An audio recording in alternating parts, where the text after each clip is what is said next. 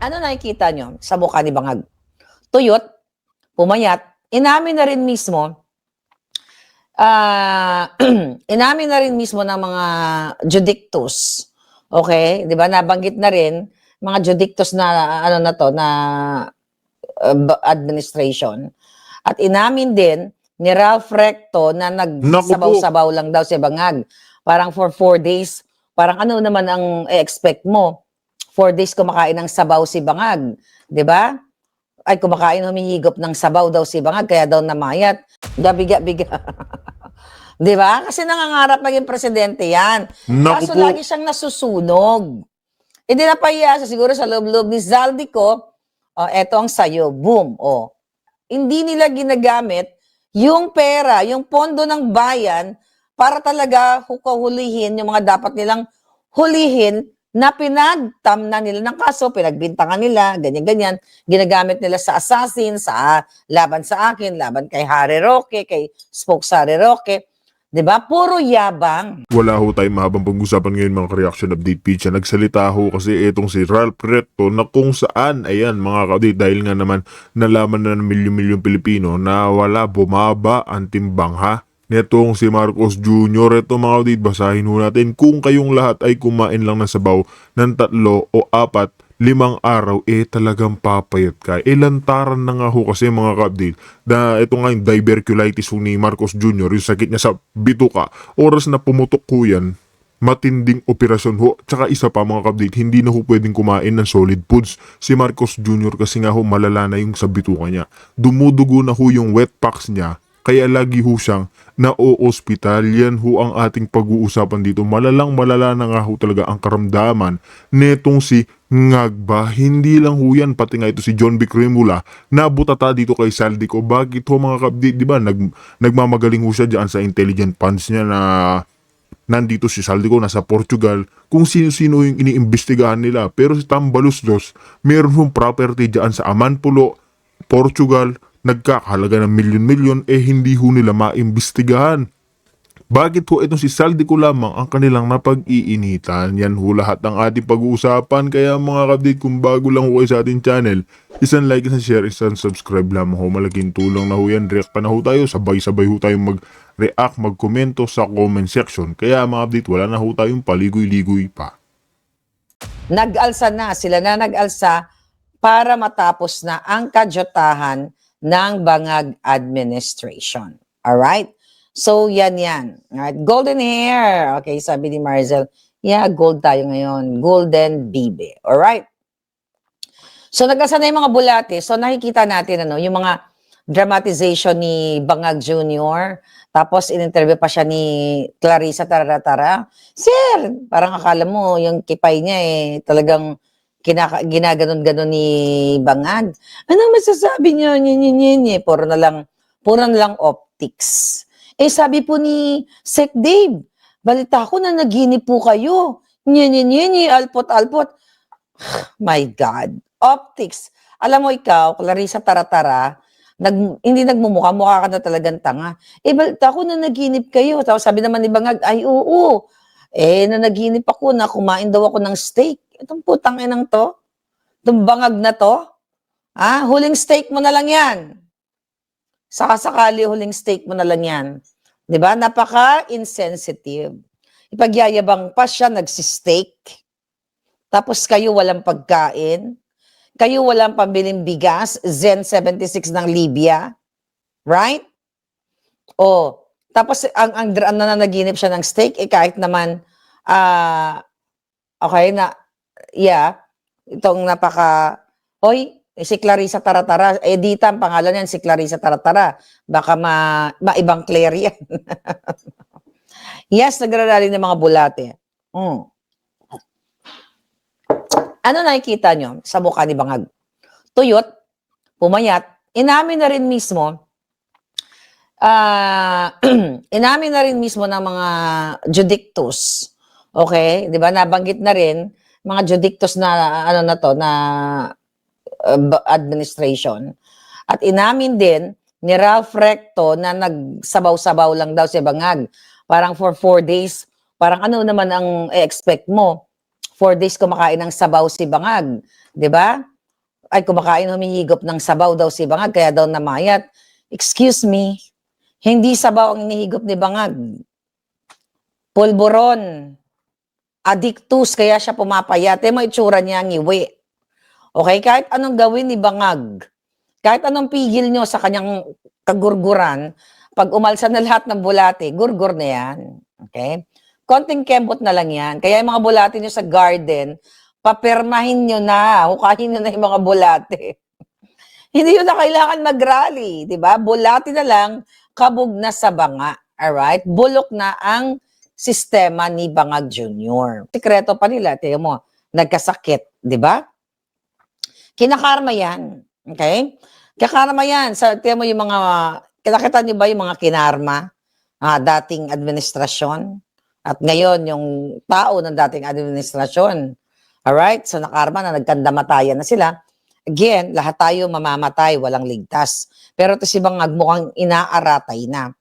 And now, sinasabi nila na kakasuhan daw, not really papunta sila doon na papaimbestigahan daw yung nagpapakalat nitong documents, yung medical, documents na ipinost. Okay? Kasi daw, hindi daw magandang yung ginagawa natin, di ba, nakakasira daw tayo ng, sisira daw natin yung administrasyon.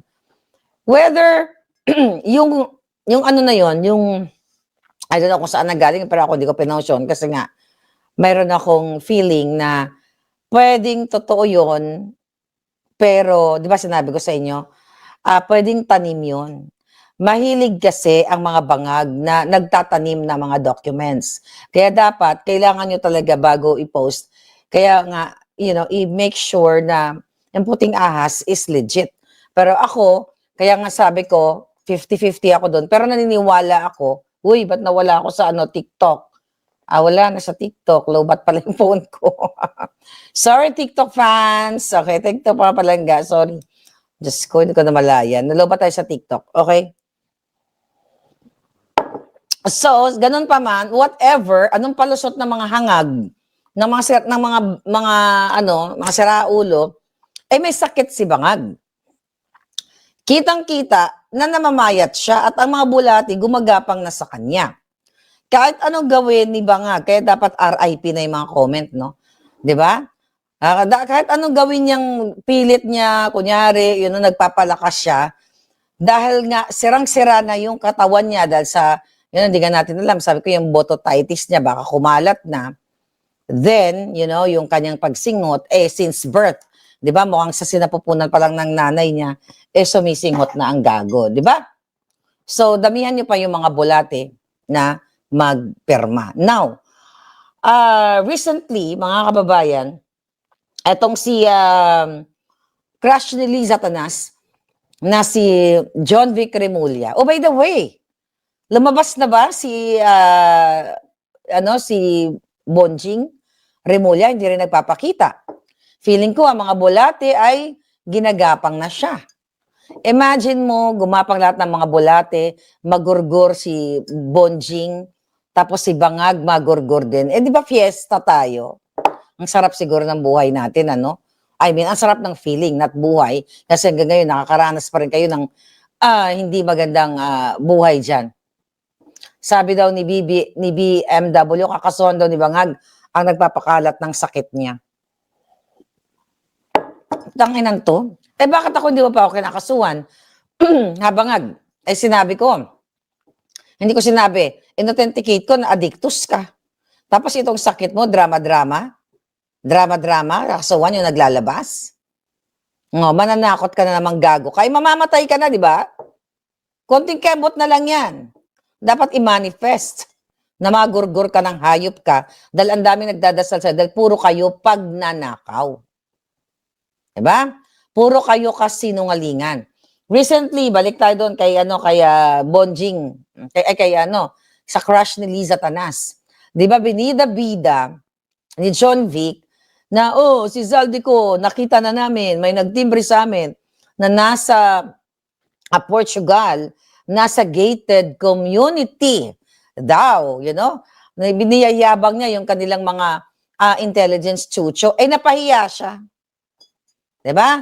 napahiya, sa yung balita, okay? Napahiya na naman itong si crush ni Liza Tanas, mga kababayan, na kesyo si Zaldico daw ay nasa Portugal. So nalaman na nasa Sweden, okay, si Zaldico. Oh, di ba? Parang binanggit ko yata, ay hindi ko pala binanggit yon, okay? Sa panaginip pala, okay.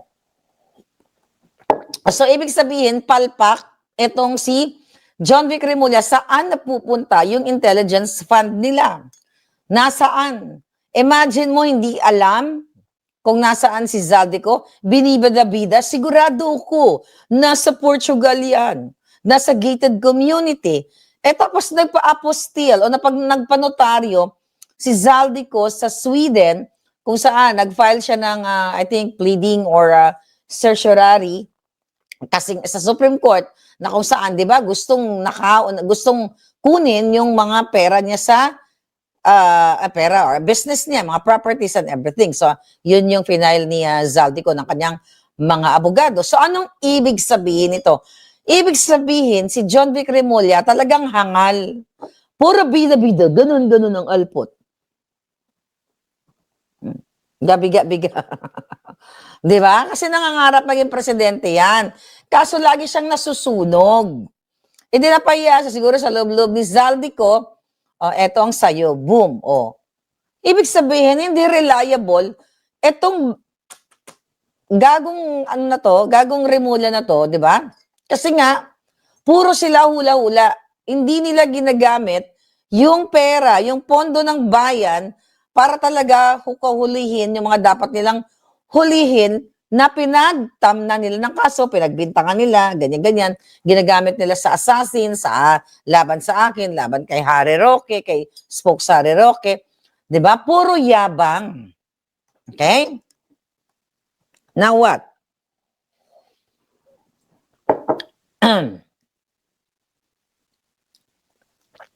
Okay.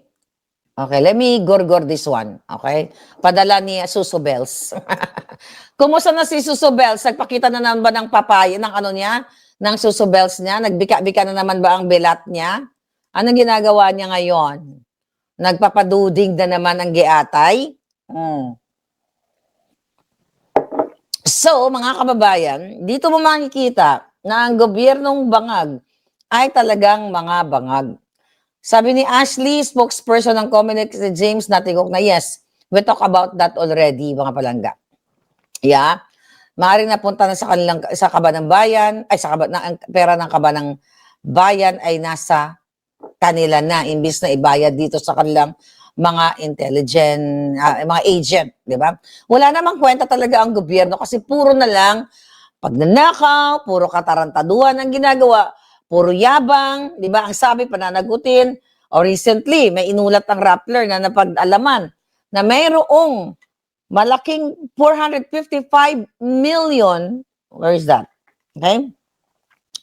455 million na property si Tambaloslos, si Martin Tambaloslos, okay, sa Spain. Okay, na kung saan, recently lang nakuha during Bangag administration. We'll talk about that later. Pero, kita nyo yung mga development ng istorya. Ano ba ang mga nangyayari?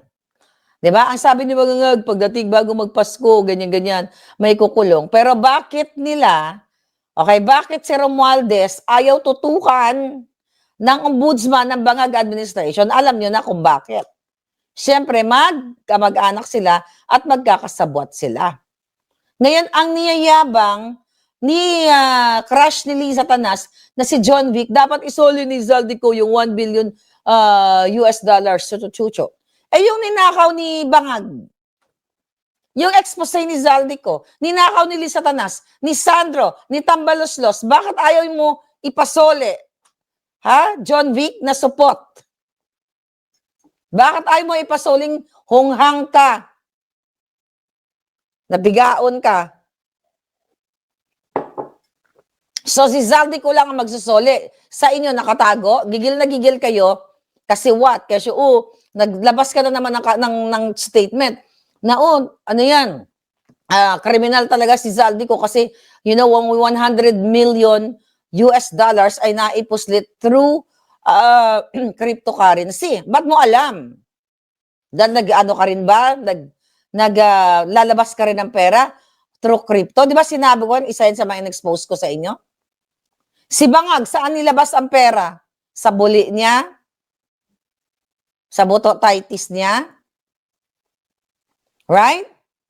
Ngayon, gusto niyong panagutin si Zaldico na nag-expose sa inyo, sa amo mo, sa amo mo John Vic. Pero si Bangag at ang pamilya niya at lahat ng mga kongresista, 18 senators actually yung pinangalanan ng mga Diskaya, and the other bullshit kongresistang magnanakaw at mga senador, nasaan na si Chis Escudero, biglang pinatay yung issue. 'Di ba? Lahat pinapatay niyo yung issue. Balik na naman kayo dito sa pagko-cover up ninyong mga hayop kayo. Nakita niyo mga kababayan? Ano naman ang gagawin nila? Mga palangga. Tignan natin. Okay? So, eto, mga kababayan, alright? Magkano yun? Ayan. Ito. Ang sabi, ayaw nila imbestigahan na may mga malalaking properties. Itong si Tambaluslos sa Amanpulo, sa Spain, worth 445 million pesos. Ayan, inulat ng Rappler yan. Ang Rappler mukhang, tumitira-tira na. Di ba? Di ba, tumatahimik yan? Anti-Marcos yung mga yan, di ba? Anti-Bangag yan. Tumahimik yan ng pagpasok ni Bangag.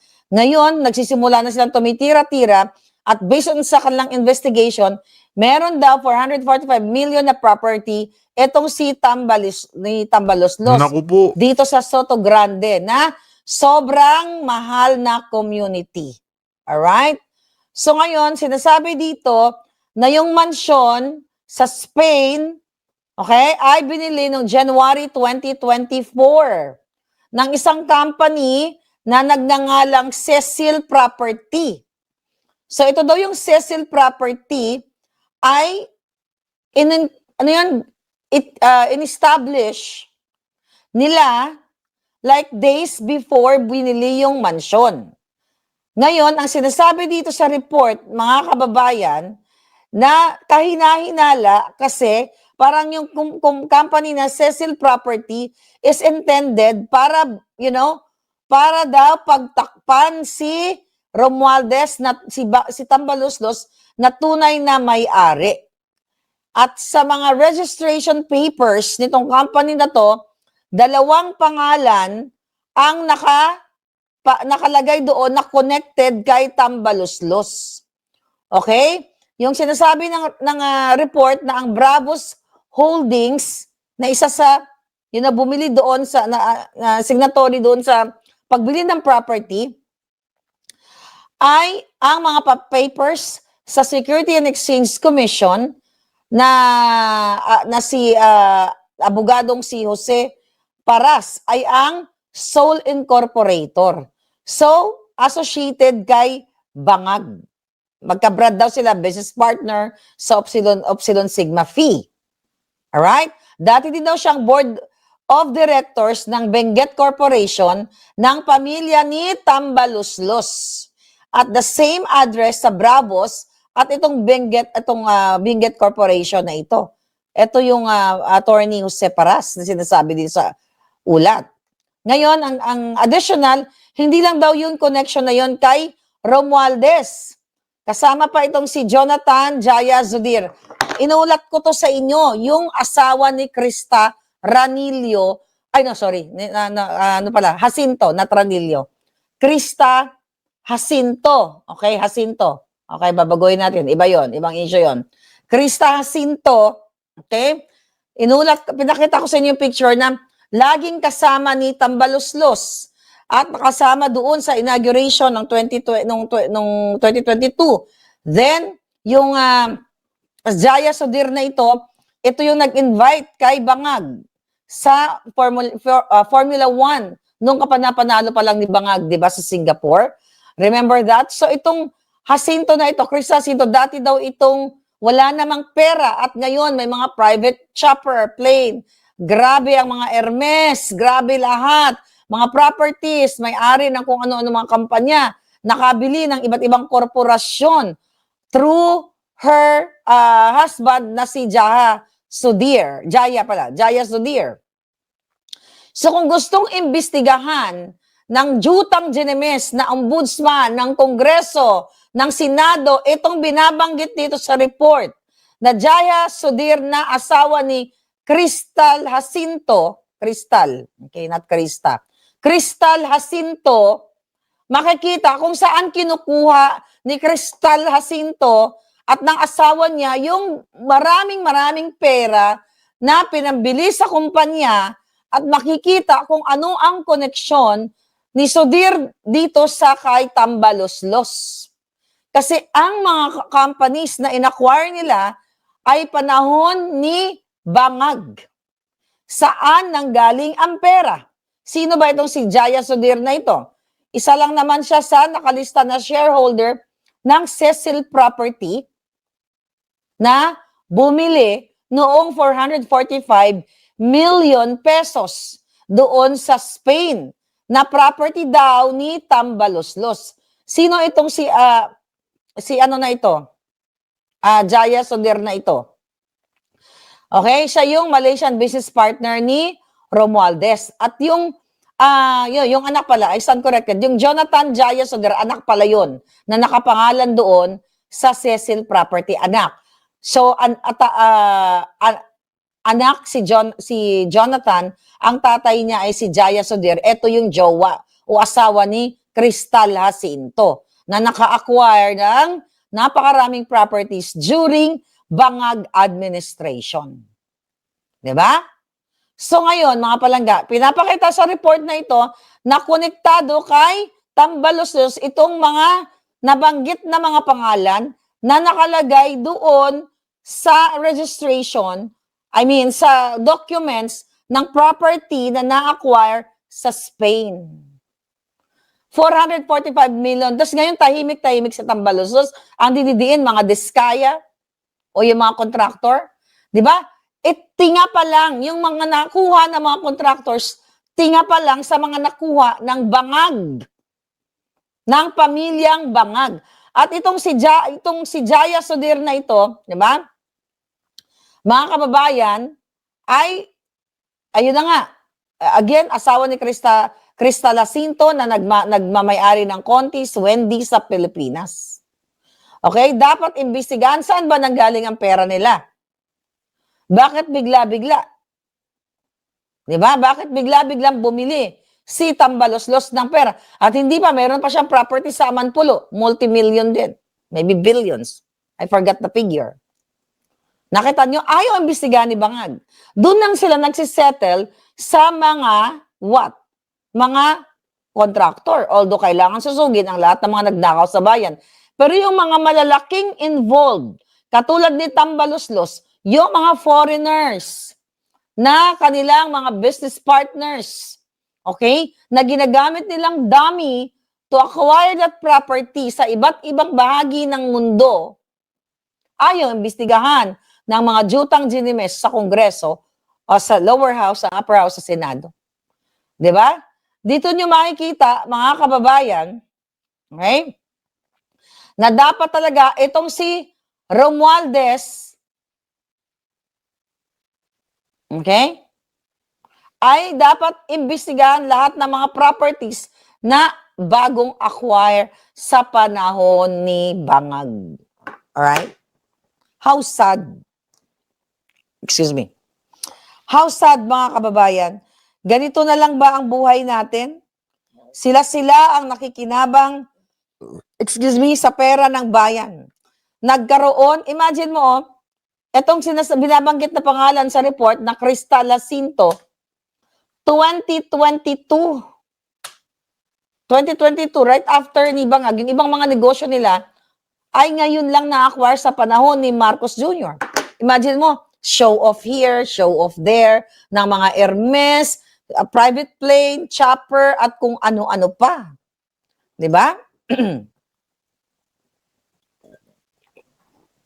Nakikita niyo, mga kababayan? And now, Anong ginagawa nito mga julul, mga jutang ginimes na mga senador? Dinadivert ang atensyon ng mamamayang Pilipino, bumabalik na naman sila sa Philippines versus China. Diba? Ang gusto ng mga, naghain sila ng, what do you call it? Naghain sila ng, parang paano, nagkaroon sila ng initiative. Itong mga kongresista, mga senador na ito, na para i-declare na persona non grata ang ambassador ng China, okay? At paaalisin na, gusto nilang lumayas ang ambassador ng China kasi daw sa mga statement na binitawan na nagsimula nga doon kay Tariela, di ba? Yung issue na yon, pagbubuli daw ng sinasabi na bully ang China, ganito, ganyan, ganon. Mga kababayan, dinadivert nila yung attention. Ibig sabihin, hindi na welcome, di ba? Galit-galitan sila sa China, sa mga ambassadors ng China. Alam niyo, sabi pa ni Erich Sylvester, get the F out. If you don't like our system here, or, hindi nyo nirespeto ang aming, yung mga katulad ni Tarielang Ilong, you have to get the F out. Tangay nang to. Ikaw, Erwin, unang-una, Erich, wala kang ang karapatan dyan sa Senado dahil magnanakaw ka ng identity. Magnanakaw ka, kaya ka naging Erich Sylvester. Hindi mo pa nga napapaliwanag sa taong bayan kung saan mo kinuha ang pinambili mo ng bahay dito sa Porter Ranch na halos $2 milyong. Bago ka makapag-away sa China, gago, magpaliwanag ka. Kaya mo bang sagutin? Kayo, I think 15 senators, yung mga makakaliwang grupo, na nagsalita din laban sa China. Ano yung mga sinabi ng mga geologists na mga yon? Alright? Okay. Ngayon, mga kababayan. Okay, ang dami. Oh. Ito daw. Okay, sino to? Analyze ako. Nagkaroon sila ng Senate Resolution number 256. Okay? Para against daw sa sinabi ng China, ng ambassador about derogatory statements made by Chinese embassy officials. Sino to? Si Viro, si Tulfo, si Kiko Maching, si Soto, galit na galit, si Lacson, si Zubiri, sino to mga to? Wala namang kwenta to mga ito. Anyway, ang sabi nga natin, imbis na makipag-ugnayan sila ng maayos, alam mo, nakakaloka kasi dito sa mga jutang ginimes na sa Senado at itong si Tariela at ang Bangag administration. Ang tapang-tapang nyo, kunyari gusto nyo nakikipag-away kayo sa China, pero wala kayong tapang, kayong mga julul sa Senado, sa Kongreso, na imbestigahan si Tambaloslos, pigain ang itlog niyang supot. Saan kinuha yung mga negosyo niya, ang pinambili ng mga bahay, mga businesses niya? Bakit ayaw niyo pag-usapan? Bakit dinadivert niyo? Gusto niyo makipag-bang-bang-bang sa China? Ang tapang niyo, ba't hindi niyo patapusin yan? Ba't hindi niyo patapusin yung issue dyan sa China? Di ba? Ang tapang-tapang ninyo. Although sinabi ni Bangag, may statement si Bangag, hindi niya sinusuporta, nire-reject daw niya yung yung resolution na yan para palayasin itong i-declare na persona non grata ang ambassador. Mga kababayan, hindi talaga nag-iisip ang mga ulul, mga jololis. Why? Ganun lang ba kadali yun? Na parang, lumayas kayo dyan. Na ayaw namin sa ambassador nyo kasi nagdadaldal ng ganito, na ganyan. Persona non grata. Dahil bobo ang mga senador, mga kongresista, ang mga nagsasalta niyan, hindi nila tinitignan yung impact. Again, meron tayong trade relationship sa China and ang Pilipinas. Diba? Import-export.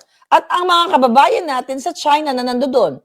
So tatanggalin na, ano yun? Gusto nyo gera na? Ganon?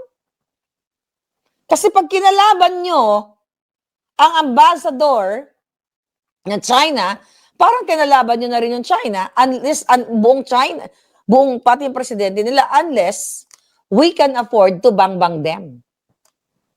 Kaya nyo ba? Mga supot. Ito mga supot na sundalo eh. Ito mga polis nga eh. Di ba sigaw-sigawan lang ni Au-Au dyan. Ng asawa ni Au-Au. Okay? Sigaw-sigawan lang, nanginginig kayo eh. Wala kayong lakas.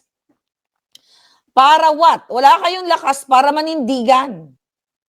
Nag-imbita nga si Brownie, si Au-Au, kay Susu Bells.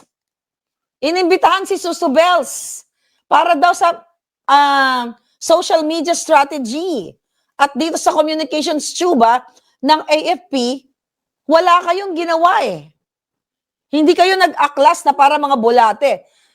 Kasi, mga kababayan, ulitin ko, hindi pwedeng i-hire ni Au-Au Brownie si Susu Bells ng DBM kasi hindi pwedeng double role and double compensation from the government. Nasa DBM ka na, consultant ka pa ng AFP. Kaya nga ang tanong ko, di ba, anong ginagawa, anong project ang gagawin maliban sa communication eklabush? Breastfeeding program? Hindi nga kayo dyan eh, naninindigan. Tapos gusto nyo pa, sa China? Gusto nyo pa makipag-bang-bang-bang? Mga kababayan, lahat yan diversion. Hindi nyo nga mapanagot ang ini-expose ni Zaldico. And I hope Zaldico will mag-sign ka na Zaldi ng nagpa-apostil ka na, itodo mo na, i-apostil mo na yung iyong statement. 'Di ba? Sinabi natin 'yan. Pero may sarili siyang galaw. Hayaan muna natin siyang gumalaw. Okay? So balik ako doon sa mga support. You talk about persona non grata, bang China. Why don't you do it now?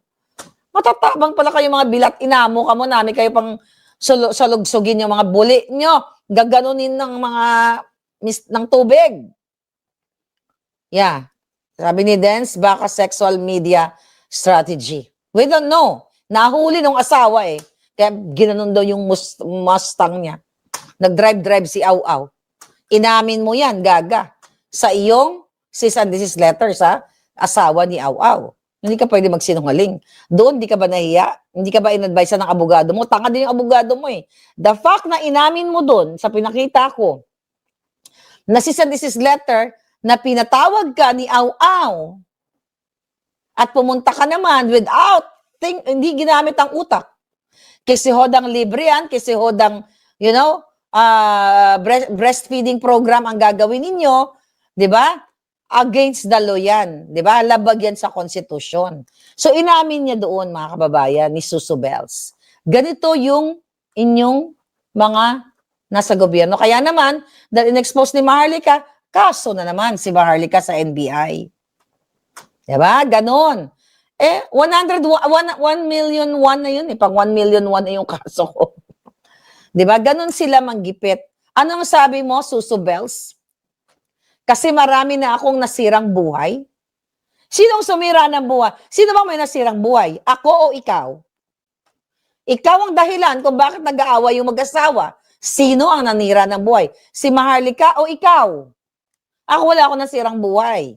Walang nag-away na mag-asawa because of me. Ikaw meron.